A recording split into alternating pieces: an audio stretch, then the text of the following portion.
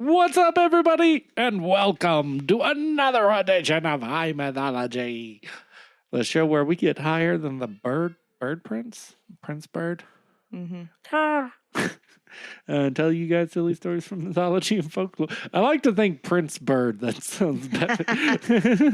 The Canary Prince. The Canary Prince. There we go. Accurate. Prince as a canary. Purple rain. Purple rain. And just a canary dancing with the top hat. Yeah. Shredding on a purple guitar. Yeah. I can see that. Sploosh. What about Chocolate Rain? Chocolate rain. Is that- Oh, that's that other thing. No, that's Yeah. a different thing. Yeah. That deep voice. Yeah. Yeah. That'll also cost you $25 down in Tijuana. Damn. Yeah. Thought it was 25 cents. 25 cents. They went up. It went up. Yeah. Inflation can't just be getting chocolate showers for free. Shit, you're right. Inflation. Yeah. I forgot about that. Inflation. You know how many wet course, if it hit burritos have America, to go why- into one chocolate Why shower? wouldn't it hit other countries too? Of course, Kim. God. Deflation. No. No. Okay. Not happening. Tonight, we'll be bringing you guys some Italian folk tales. Part 2. Yes. Part 2. Do. Do. See. Seaweed. Where's our little... wrong button. That's for you. For hitting that button. That's for you. That's what you get for hitting the wrong button. You get whomped. Well, we're definitely going off subject a bit here. Oh, sorry. Yeah. Dusty got all high before the show. So. Yeah. Woo. Let's get started. Kimbo, why don't you just go ahead and take it away? Thank you. The first one is the 12 oxen. There were 12 brothers who fell out with their father, and all 12 of them left home. Peace, bitch. They felt... You're not my real dad. They built themselves a house in the woods and made their living as carpenters. Meanwhile, their parents had a baby girl, who was a great comfort to them. Of course, because they're missing all their other kids. After my 12 piece of shit sons moved, they only moved 200 feet down the road. I'm going to go start my own thing, Dad. You're building a house in my yard. I'm running away. Running away. I'm a carpenter Going to now. the garage. Yeah, I'm going to the garage. I'm a carpenter now. Can I borrow your skill saw? The child grew up without ever meeting her 12 brothers, and she had only heard them mentioned, and she longed to see them. One day, she went to bathe at a fountain, and the first thing she did was remove her coral necklace and hang it on a twig. A raven came by, grabbed the necklace, and flew off with it. The girl ran into the woods after the raven and found her brother's house. No one was at home, so she cooked the noodles. It really is only 100 feet away. Right? It's just in the back. Yeah, it's just a little shanty they built it. Just in the middle of the woods. Fuck you, Dad. We're going to live in our tree house and become carpenters. It is true. No one was at home, so she cooked the noodles, spooned them onto her brother's plates, and hid under a bed. The brothers returned, and finding the noodles ready and waiting, sat down and ate. But then they grew uneasy, suspecting that the witches had played a joke on them, for the woods were full of witches. Now, why would you sit down and eat a full supper? After they ate it. Were they not all together? Did they think one of them cooked it? Hey, who made all these noodles before we left? I don't know. Maybe it's the witches trying to get our semen again. That's also a possibility. One of the 12 kept watch the next day and saw a girl jump out from under the bed. When the brothers learned that she was not a witch, but their own little sister, they made a great to-do over her and insisted that she remained with them. But they cautioned her to speak to no one in the woods because the place was full of witches. It's lousy with witches out here. It's just lousy. They're everywhere. It's like the city's homeless. Yeah, I know. They're like always bumming you for a smoke, man. Yeah. Yeah. It's just this place. It's just way too many women's with opinion.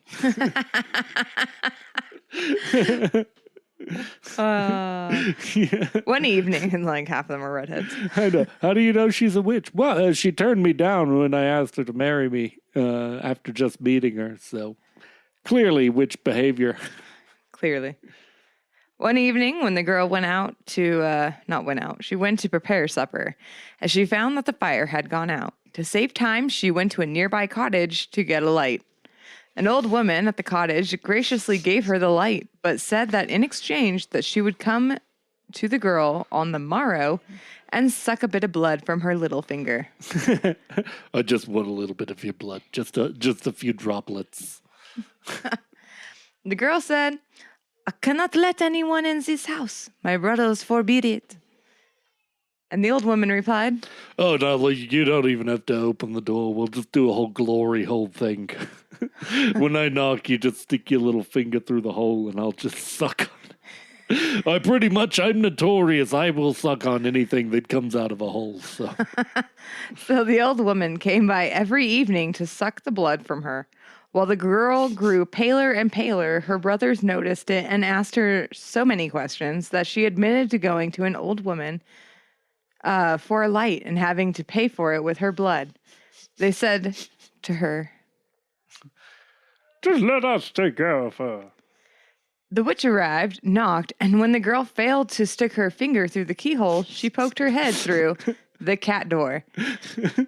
One of the brothers had his hatchet ready and chopped her head off. One of his brothers, he found a little hole in the bathroom stall, and so he was like, hey. It's a cat hole.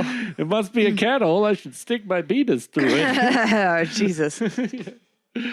And that's why I don't go to the Flying J truck stop. And then they pitched the remains into a ravine. Okay. One day, on the way to the fountain, the girl met another old woman who was selling white bowls. The girl said, I have no money. And the old woman said, Oh, in that case, I'll make you a present of them. I'll just give them to you because I'm that nice. Can I get my lighter back? I haven't had a cigarette in days. So when the brothers came home thirsty, they found the 12 bowls filled with water. They pitched in and drank and instantly changed into a herd of oxen. Only the 12th, whose thirst was only slight, barely touched the water, turned into a lamb. Okay. I was like, why do I have ox balls? Even worse. It's just part ox. You can fucking eat you. I got hooves for hands. What's happening? What's happening? I can't do anything. Am I a fawn now? Am I a fawn? The sister, therefore, found herself alone with 11 oxen and 1 lamb to feed every day. So the story should have been called The 11 Oxen and 1 Lamb. Yeah, but it wasn't, was it? We got tricked. I know, right? A prince out hunting went astray in the woods and turning up at the girl's house, fell in love with her. He deemed her a witch immediately when she rejected. No. Yeah. She started talking about news and he was like, whoa, you know way too much stuff. Somebody got my witch stones out. He asked her to marry him, but she replied that she had to think about her oxen brothers and couldn't possibly leave them. She's just confused. Okay. The prince took her to his palace along with all the brothers. The girl became his princess bride, and the 11 oxen and the lamb were put into a marble barn with gold mangers. Sorry. Mangers. She's not even trying to turn them back. She's just, instead of being like, oh, I must turn them back to people, she's like, this is just my life now. Just instantly accepts it. I'm an ox lady. I feel like it just happened. No, it's been months. But the witches in the wood would not give up. One day, the princess was strolling under the grape arbor with her lambkin brother that she always carried with her, when the old woman walked up to her and said, oh, hey there. Will you give me a bunch of these grapes, my good princess? I'm really trying to brew a batch of toilet wine back at home. The girl said, yes, dear old soul, help yourself. And the witch said, pick that bunch over there. They're the ripest. They'll make the best toilet wine. The princess reached up for the bunch and said, right away. But the old woman, pointing to a bunch above the cistern. Cistern says. I know that word. Says. So, pick that bunch there. They're the ripest ones. Huh? Yeah. Yeah. To reach it, the princess had to stand on the rim of the cistern. Cistern. The old woman gave her a push and the princess fell in. Whoops. The lamb started bleeding and bleated all around the cistern. But nobody understood what it was bleeding about, nor did they hear the princess moaning down in the well. Meanwhile, the witch had taken the princess's shape and got into her bed. When the prince came home, he asked, "What are you doing in bed?" The false princess says. "Oh, I'm trying to take it down to Pound Town. That's what I'm doing. I am oiled up from nip to navel. I've been chain smoking cigarettes since noon. Oh, I mean, I'm sick. I need to eat some lamb. Go slaughter my brother lamb out there, because he won't fucking shut up. He's being a real asshole right now. So just go chop him up and let's eat him, and then let's have sex, because That's what we do. That's what we do, right?" The prince asked, "Why do you sound like you've been smoking for your whole life? Didn't you tell me some time ago that your lamb with the brother was the lamb, and you want to eat him now?" The witch had blundered and was at a loss of words. And the prince, sensing that something was amiss, went into the garden and followed the lamb that was bleeding so pitifully. It approached the cistern, and the prince heard his wife calling. He exclaimed, "What are you doing at the bottom of the cistern? Didn't I just leave you back in bed after making horribly nasty love to you? I mean, my whole body smells like sardines now." The princess says, "What's the fuck? No, I have been down here since this morning. The witch threw me in." And the prince ordered his wife to be pulled up at once, and the witch was caught and burned at the stake. While the fire burned, the oxen and also the lamb slowly turned back into fine, strapping young men. And you'd have thought that the castle had been invaded by a band of giants, and they were all made princes, and while I stayed as poor a soul as ever. Son of a bitch. Yeah. Well, they didn't even tip. Motherfuckers. Yeah. I'm singing They the were all ballads princes, and because they didn't tip, I farted on their French fries. That's how that story ends. Yeah. That ain't gravy. Yeah, I put a turd in their pillowcases. Yeah. With a bit of oatmeal. With a bit of oatmeal.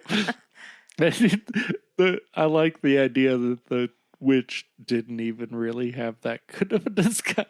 How good? Right? It's just a cheap wig. I like how you made it all the same old woman too. I was like, hey, that actually kind of works. Yeah. You can chop me up and throw me into the ravine. This is how I come back. That was just a This fake. place is lousy with witches. No, it's just one lady. She's just kind of always there. She's a real Karen. She's a real Karen. She also lives in our dad's backyard. So if you like this, like, subscribe, and share, guys. Share. Let people know. Tell them, hey. Yeah. But definitely hit that like button. Thumbs up for us. Thumbs up, yep. All right. Just stick that thumb right through the hole of the door and don't ask what's going to happen to it.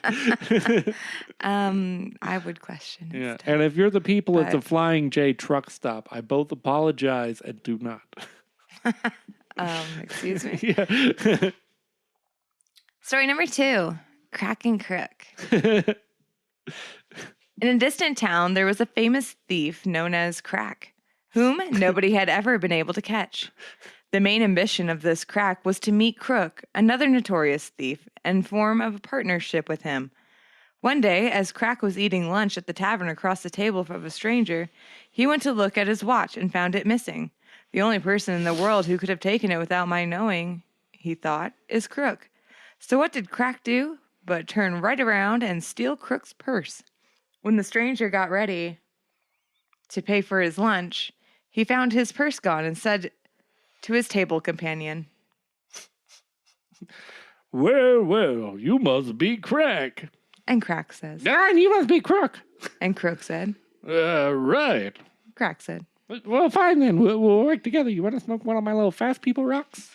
They went to the city, smoked their rock, and made for the king's treasury, which was completely surrounded by guards. The thieves, therefore, dug an underground tunnel into the treasury and stole everything. Surveying his loss, the king had no idea how he might catch the robbers. He went to a man named Snare, who had been put in prison for stealing, and said, If you can tell me who committed this robbery, I'll set you free and make you a Marquis. Marquis. Snare replied, Oh, yeah, it can be none other than, Crack or Crook, those two famous thieves that have just been hanging out on the open around town all the time talking about how they steal stuff regularly. Maybe both of them together. Maybe they've teamed up. They're doing their own little spin-off Avengers style thing over there. Since they're the most notorious thieves alive. Right. But I'll tell you how you can catch them. Have the prince of meat. Have the price. Oh, yeah, that makes way more sense there. I was like, who the fuck is the prince of meat over here? have the prince of pepperoni over there raise the price. And to $100 per pound there, per the person who buys all that meat, he'll be your thief. Or he'll just be, some real meat eater guy. The king had the price of meat raised to $100 a pound, and everybody stopped buying the meat. Finally, it was reported that a friar had gone to a certain butcher and bought meat. Snare said, Unlucky for him, Crack and Crook don't eat. They have these magic rocks that they smoke, and they can just stay up all night for days at a time and never have to eat. They dug that tunnel in like 6 hours with spoons. They didn't even buy shovels. Yeah. Oh, that that had to be the Crack guys, the crooks, in disguise there. I'll now disguise myself and go around the houses begging. And whoever gives me meat, hey, no one's gonna give you meat at 100. I want some meat. Well, I want you to fuck off of my fucking doorstep. I know, right? Yeah. Do you have any meat or maybe a rump roast? I know, right? God, that brings back some memories, bro. Don't do that to me. Got rump roast in that suitcase. You got a rump roast in that suitcase? What about you? You got a rump roast in that bag? That happened to us once. That happened to us. Real life story. Excuse me? Whoever gives you the meat, I'm going to shit right on their doorstep there. And then you'll be able to tell who it is by the steaming pooper that's just coiled up on their doorstep there. And you go arrest the thieves. But watch your step. But when Crack had made a steamy shit on Crack's house, the thief saw it and went and marked all the other doors in the city with his turd as well. Lucky so there was him. no telling where Crack and Crook lived. Snare says to the king. Didn't I tell you they were foxy there? Who even shits 13 times in one night? These guys are lunatics, I'm telling you. 37. It was 37 thirds, equal size too, all look normal, full coils. Yeah. But there's, someone else foxier than they are, huh? I'm talking about myself here. Here's the next thing to do. You put a tub of boiling pitch at the bottom of the treasury steps. And, whoever goes down there to steal some stuff might just fall into it. And then, then you'll just look at the dead body and you'll be like, oh, hey, it's probably this guy. I assume it's this guy. Otherwise, whoopsies, I'm a murderer.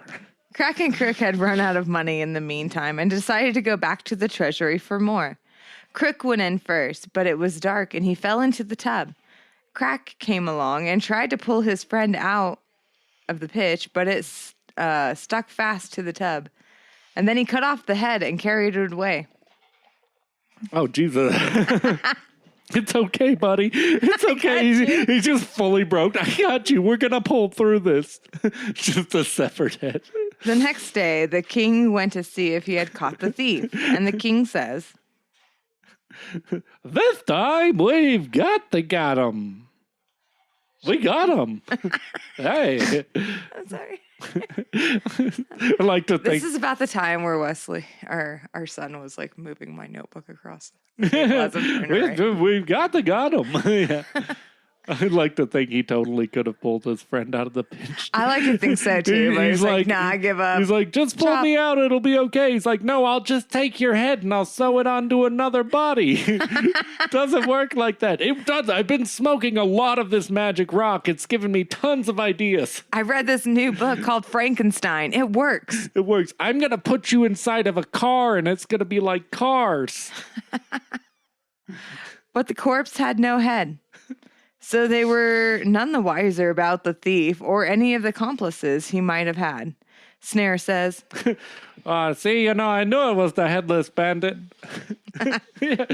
There's one more thing we can do here. You just drag the dead guy through the city behind some horses there. Horses won't mind. They don't really have a conscience.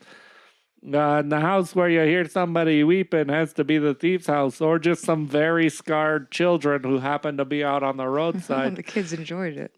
It was like a fucking parade for them.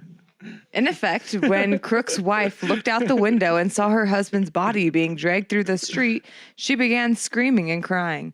But Crack was there, knew right away that would be their undoing. He therefore started smashing dishes right and left and thrashing the poor woman at the same time. Attracted by all the screaming, the guards came and found the man beating his wife and breaking up all the dishes. He's so paranoid. Yeah. Crack, being always paranoid, had already been staring out the blinds for the last 72 hours. Yeah. The king then had a decree posted on every street corner that would pardon the thief who had robbed him, if the thief now managed to steal the sheets out from under him that night. Crack came forward and said he could do it. And that night, the king undressed and went to bed with his gun to wait for the thief. Crack got a dead body from a gravedigger, dressed it in his own clothes, and carried it to the roof of the royal palace. At midnight, the cadaver, held by a rope, was dangling before the king's windows. Thinking it was Crack, the king fired one shot and watched him fall, cord and all, and then he ran down to see if he was dead. While the king was gone, Crack slipped into his room and stole the sheets. He was therefore pardoned, and so that he wouldn't have to steal any longer, and the king married him to his daughter. Why? I don't know. King logic there. You stole my sheets, crackhead. Now bang my hot daughter. The geese wouldn't have me. The Royal Council of Geese has spoken, and they said, Which means I guess you've got to marry my daughter. And I've got to buy some more of that magic rock off of you. Story number 3. The Canary Prince. The Canary Prince. There was a king who had a daughter. Her mother was dead. And the stepmother was jealous of the girl and always spoke badly of her to the king. See, Disney movies ease you into it. Easy. They're like, and something happened to the parents off screen that we don't want to deal with right now. And old stories are just like, she's fucking dead. She's dead. Stop asking questions. Life happens. Pay your taxes. God damn it. They're starting to. They did it with Olaf. They did. Yeah. My parents are dead. Yeah. Anyway, the maiden defended herself as best she could, but the stepmother was so contrary and insistent that the king, though he loved his daughter, finally gave in. He told the queen to send the girl away, but to some place where she would be comfortable, for he would never allow her to be mistreated. The stepmother said, "Have no fear of that." Who then had the girl shut up in the castle in the heart of the forest. To keep her company, the queen selected a group of ladies in waiting, ordering them to never let the girl go outside the house, or even to look outside the windows. Naturally, they received a salary's worth of a royal household. The girl was given a beautiful room and all she wanted to eat and drink. The only thing she couldn't do was go outdoors.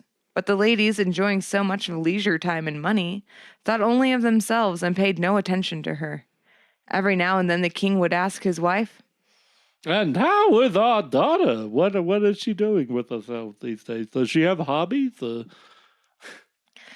prove that she did take an interest in the girl, the queen called on her. The minute she stepped from her carriage, the ladies in waiting all rushed out and told her not to worry, the girl was well and happy. The queen went up to the girl's room for a moment and asked, "So you're comfortable, are you? You need nothing, do you? You're looking well, I see.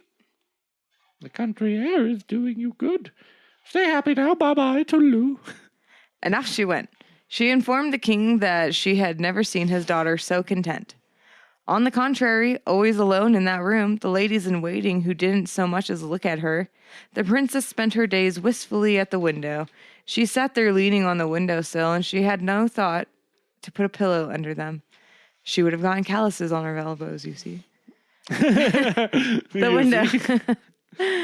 The window looked out onto the forest, and all day long the princess saw nothing but treetops, clouds, and down below the hunter's trail. Over that trail one day came the son of a king in pursuit of a wild boar. Nearing the castle, known to have been unoccupied for no telling how many years, he was amazed to see washings spread out on the battlements, smoke rising from the chimneys, and open casements. As he looked about him,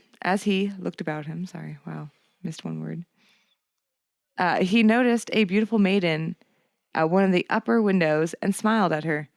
The maiden saw the prince too, dressed in yellow with hunter's leggings and a gun, and smiling at her. So she smiled back at him, batting her eyes as if they could see each other.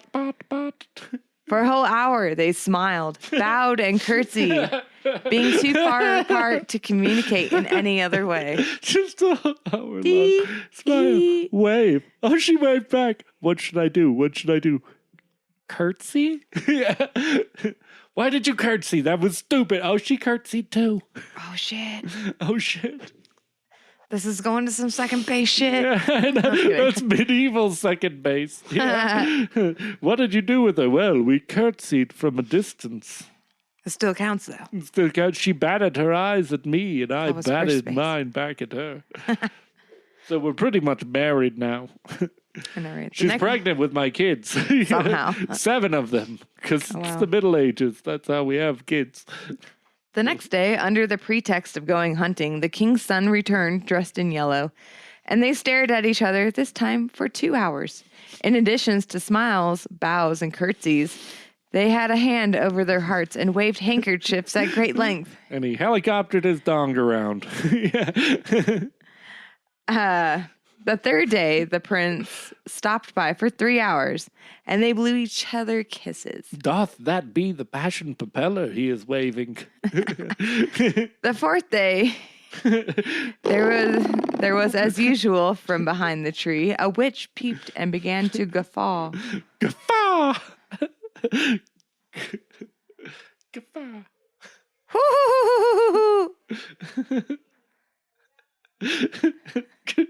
It is the passion propeller. The princess. I make the airplane noises, so it sounds like I go faster.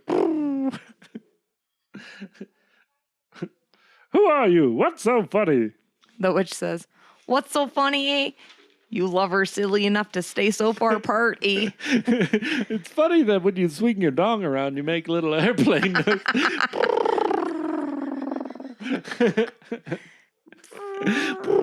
She's far too away, way too far away to hear you. Who is that for? The prince asked, "Would you know how to get any closer to her, ninny?" The witch says, "Well, yeah, I like you both. I'll help you." And so she knocked at the door and handed the ladies in waiting a big old book with yellow, smudgy pages, saying that it was a gift for the princess so that the young lady could pass the time reading. The ladies took it to the girl, who opened it at once and read. And it read, "This magic book. This is a magic book. Turn the pages forward and the man becomes a bird. Turn them back and the bird turns to a man once more." That's all it said. So she's like, fuck it. So she ran to the window, placed the book on the sill, and turned the pages at great haste. Sorry. While watching the youth in the yellow standing in the path, moving his arms, he was soon flapping wings and changing into a canary. It clearly tells you what's going to happen. It's like, it will turn him into a bird. And she's like, let's fucking see. You never know. Dressed in yellow as he was, he soared up to the treetops and headed straight for the window, coming to rest on the cushioned sill. The princess couldn't resist picking up the beautiful canary and kissing him. Then, remembering he was a young man, she blushed. But on second thought, she wasn't ashamed at all and made haste to turn it back into a youth. So she picked up the book and thumbed backwards through it. And the youth... The youth. Yeah. I lost my spot. The canary ruffled his yellow feathers, flapped his wings, and then moved his arms once more, and the youth, dressed in yellow with hunter leggings, kneeled before her, declaring, "It was really weird when you tongue-kissed me as a bird. But I still love you." I was just going to leave it there. I was like, all right. Okay. By the time they finished confessing all their love for one another, it was evening.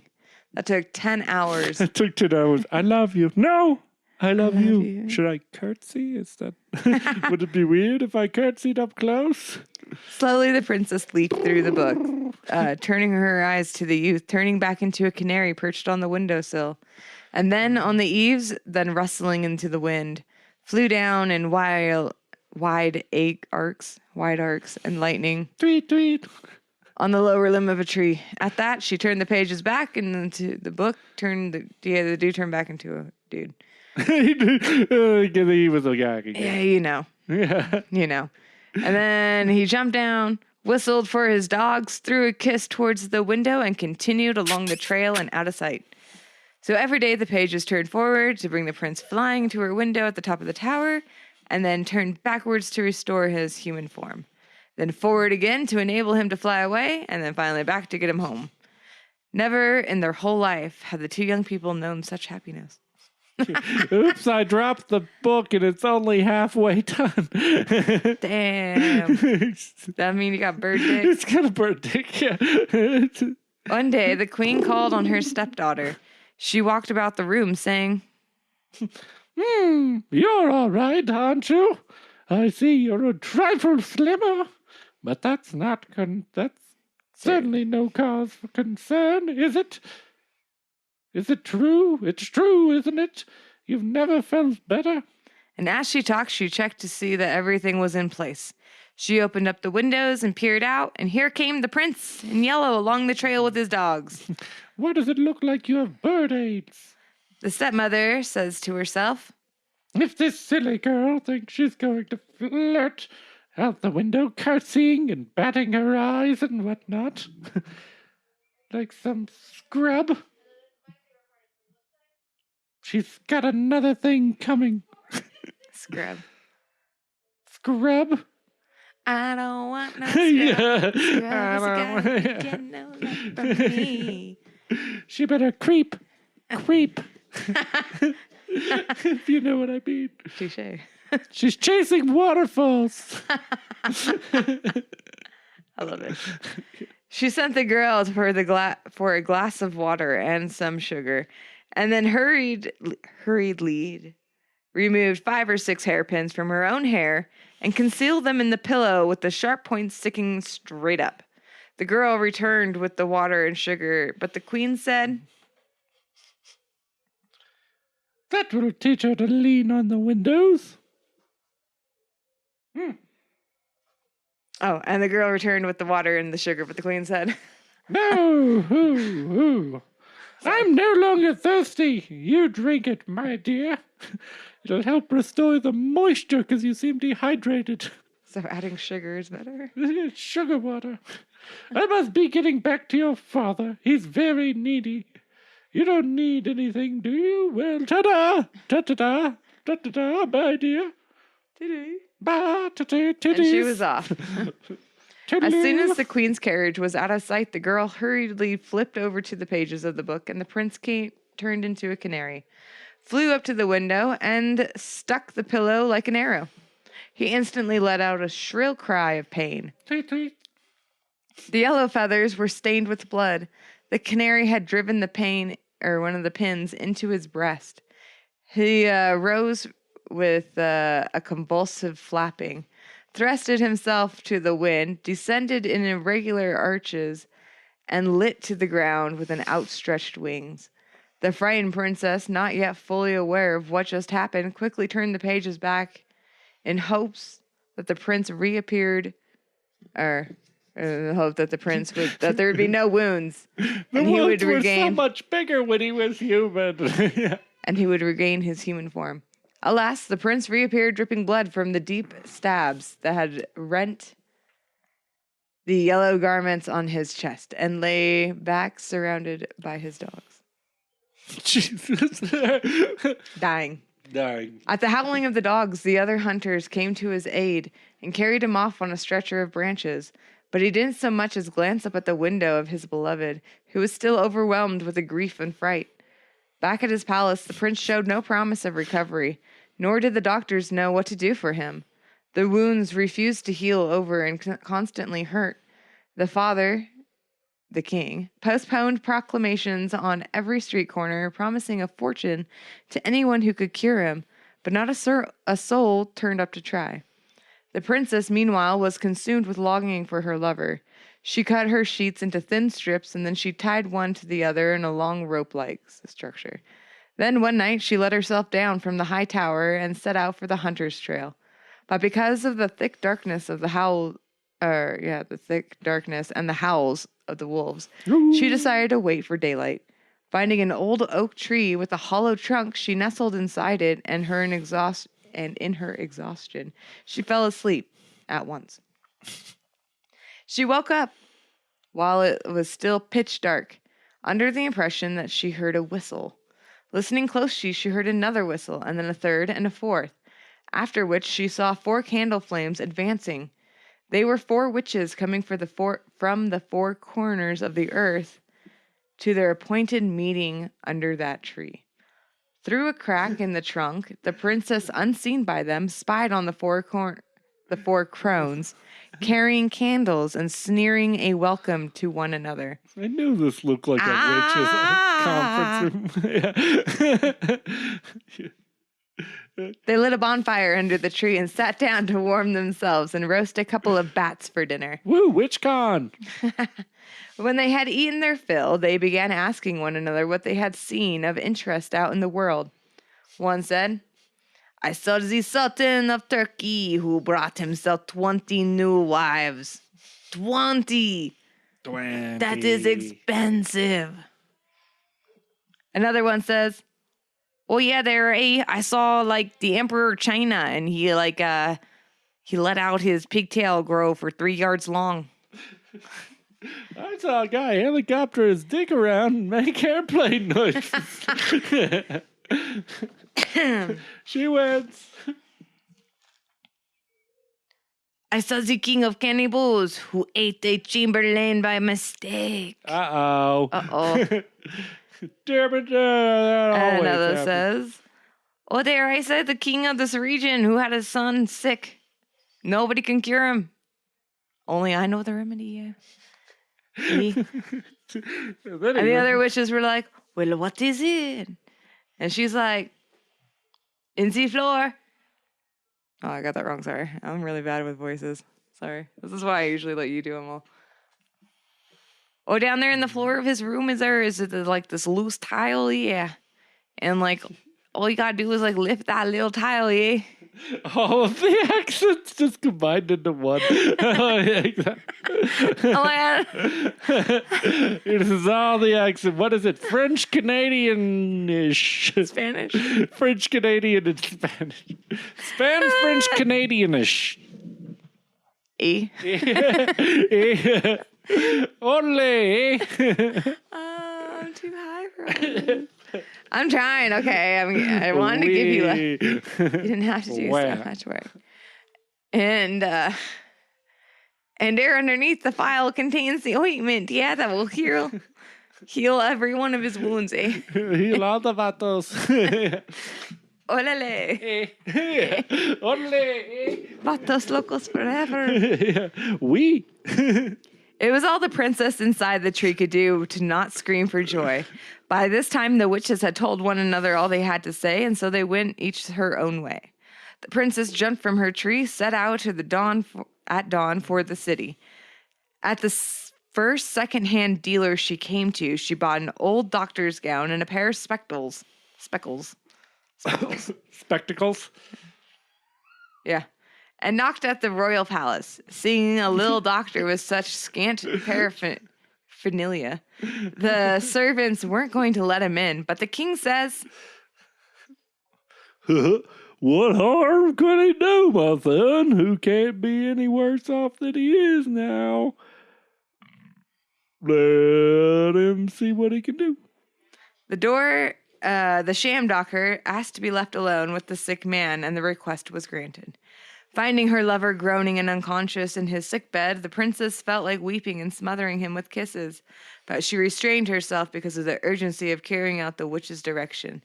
She paced up and down the room until she stepped on the loose tile, which she raised and discovered the phial of ointment. With it, she rubbed the prince's wound, and no sooner had she touched each one with an ointment that the wound disappeared completely. Overjoyed, she called the king, who came in and saw his son sleeping peacefully, with the color back in his cheeks, and no trace of any of the wounds. The king's like, holy shit. Is that an erection? Ask for whatever you like, doctor. All the wealth in the kingdom is yours. The doctor replies, oh, gee golly, I don't want no money. Just give me the prince's shield bearing the family coat of arms. He's standing on that yellow vest, so, rented in blood. Blood. I'm okay with it. I'm gonna lick it. I'm gonna lick it later. Upon receiving the 3 items, she took her leave. 3 days later, the king's son was again out hunting, and he passed the castle in front of the forest. He didn't design to look up at the princess's window. She immediately picked up the book, leafed through it, and the prince had no choice but to turn into a canary. He flew to the room, and the princess turned him back into a man. He said, Let me go. Let me go. Isn't it enough to have pierced me with those pins of yours? It caused me so much agony. The prince, in truth, was no longer loved the girl, blaming her for his misfortune. You're so mean. On the verge of fainting, she exclaimed, oh, but honey, I saved your life. I'm the one that cured you. As you marry a country girl, you're going to be fucking stabbed a lot more, motherfucker. And the prince said, both of us have grown so much. Like our voices have completely changed over the course of this journey. I don't think the girl had talked at all. Oh. Well, that's not so. My life was saved by a foreign doctor who asked for no recompense except for my coat of arms, my standard, my bloody vest. The girl says, well, here your coat of arms and standard and your vest. I licked a little bit of blood off it.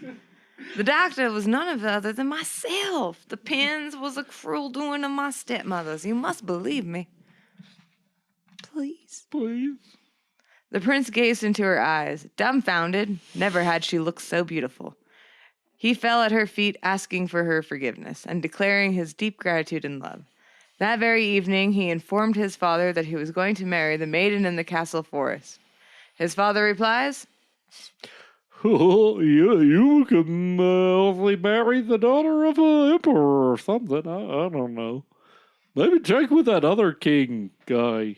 The prince says, it's my life, Dad. I'll marry the woman that saved my life. And if I want to stand in the woods and helicopter my dog around while making airplane noises, that's my business. So they made preparations for the wedding, inviting all the kings and queens in the vicinity. Also present was the princess's royal father, who had been informed of nothing. When the bride came out, he looked at her and exclaimed,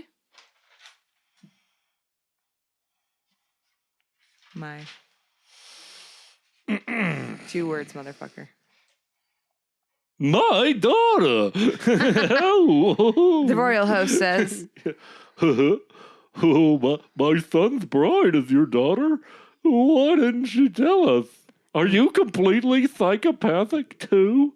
The bride says, well, shucks, y'all, it's because I no longer consider myself the daughter of a man who lets my stepmother imprison me. Oh. Bitch. Well, why don't you just Take shut the up? I'm middle talking finger. to my new best friend over here. And she pointed at the queen.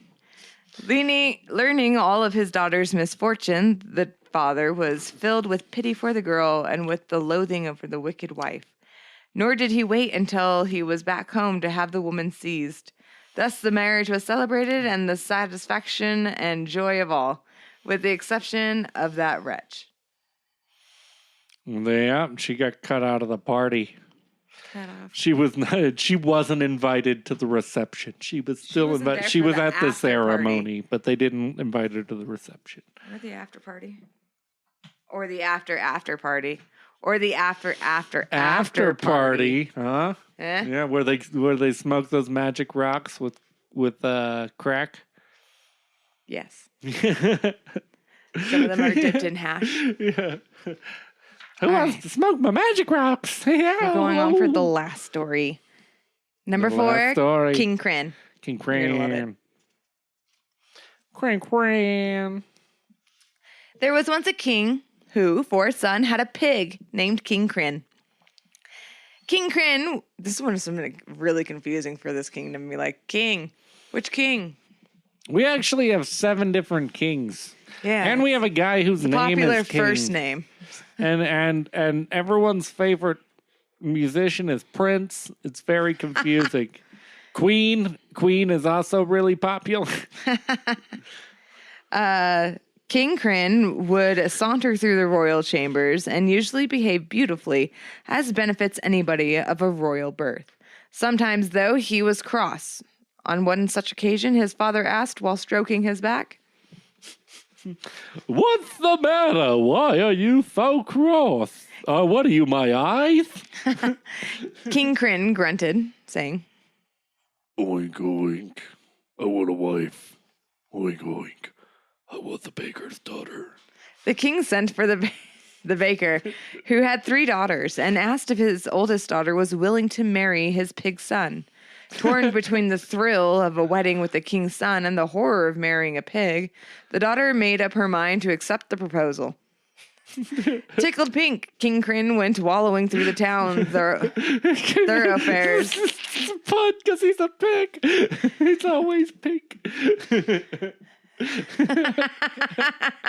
Maybe he is like a He was tan. tickled pink. Yeah, he was already that way beforehand. He wallowed through the town's thoroughfares on his wedding night and got all muddy. He returned to the bridal chamber where his bride was waiting for him. Intending to caress her, he rubbed against her skirt.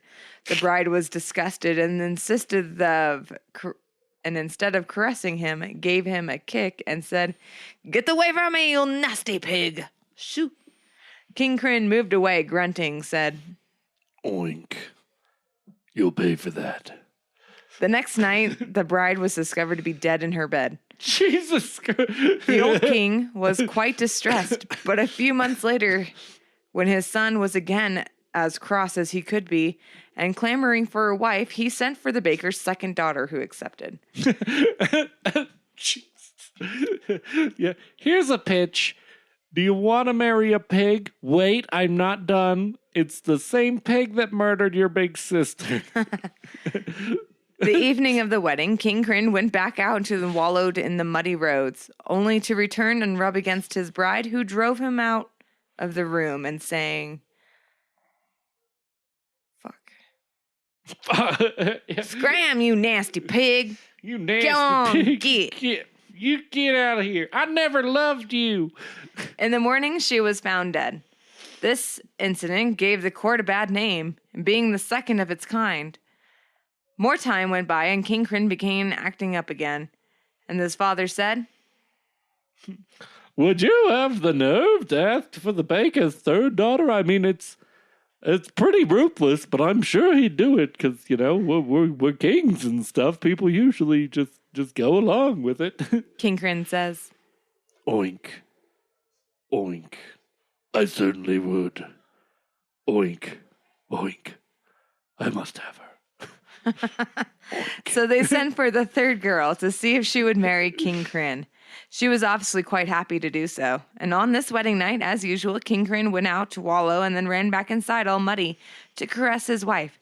She responded with caresses of her own and dried him off with the fine linen handkerchiefs, murmuring, "My handsome Crin, my darling Crin, I love you so."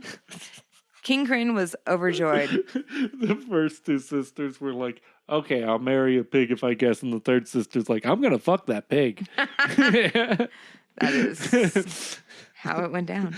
Next morning at the court, everyone expected to hear that the third bride had been found dead. But out she came in higher spirits than ever. She fucked that pig. Congratulations, pig fucker. Yeah. That was a grand occasion for celebration in the royal house. And the king gave a reception. Finally, we did the reception. Finally, she did the stepmother from the last story also wasn't invited to this wedding. Right. The next night, the bride became curious to see King Crin as he slept, because she had her suspicions. She lit a taper and beheld a youth handsome beyond all stretches of imagination.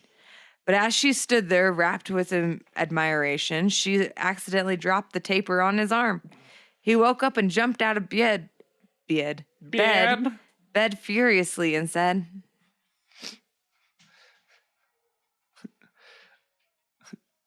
"You broke the spell. I'm like, you'll never see me again."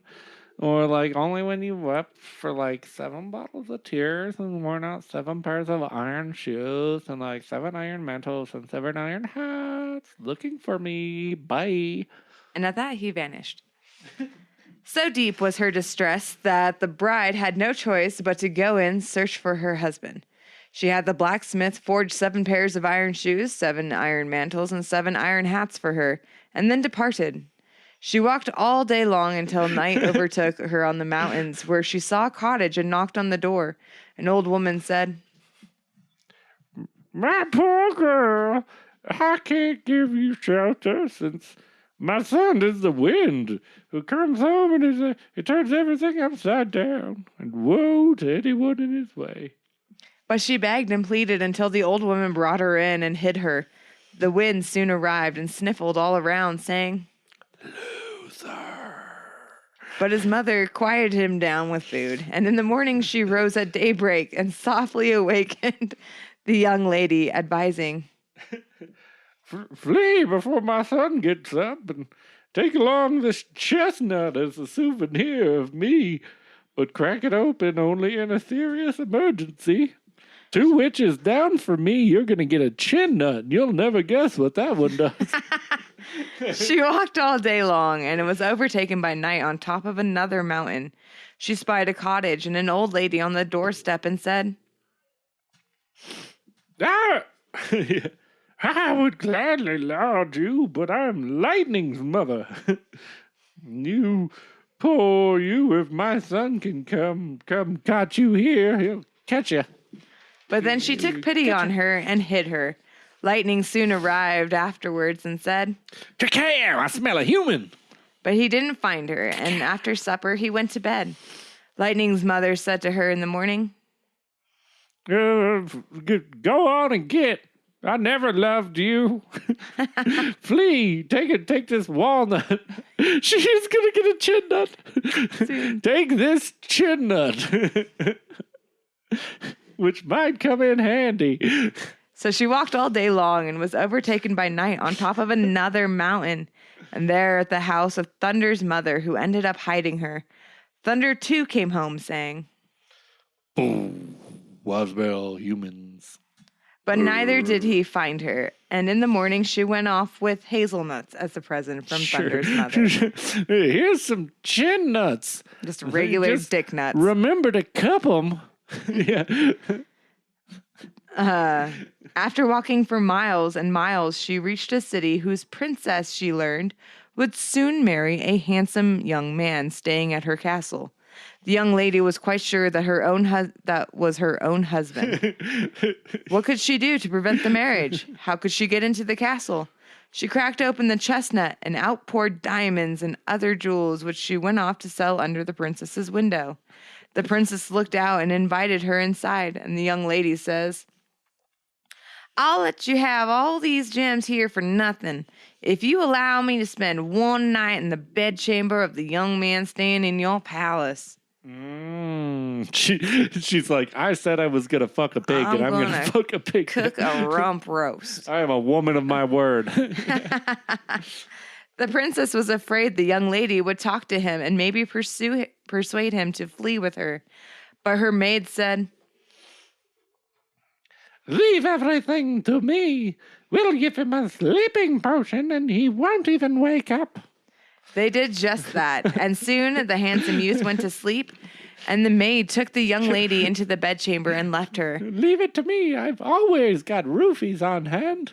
With her own eyes, the young lady saw that his was none other than her husband. She said, Wake up, my love, wake up.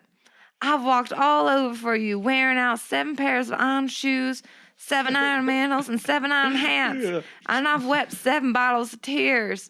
She got lucky with the 7 iron things because he was a very shitty blacksmith. So. Yeah, very She's like, 3rd step, I broke the first shoe. Now that I finally found you, you sleep and you don't hear me. Wake up, God damn it. Let me get my shotgun. God damn it. And with that, on till morning.